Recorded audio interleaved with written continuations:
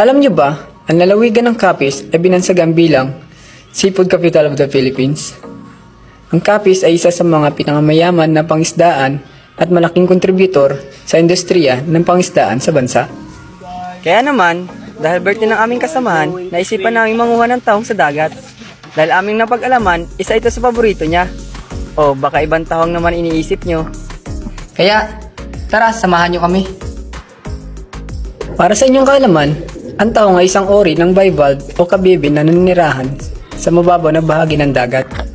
Sila ay may filter feeder na ori ng hayop nang ibig sabihin ay kinukuha nila ang kanilang pagkain sa pamamagitan ng pagsala ng mga dumi mula sa tubig.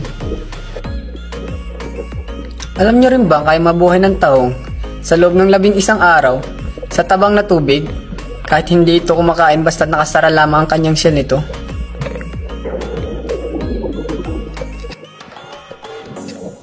Isa lamang ang tahong sa mga yamang dagat na makikita dito sa Capiz. Pwede ito lutuin sa iba't ibang putahe na gusto mo.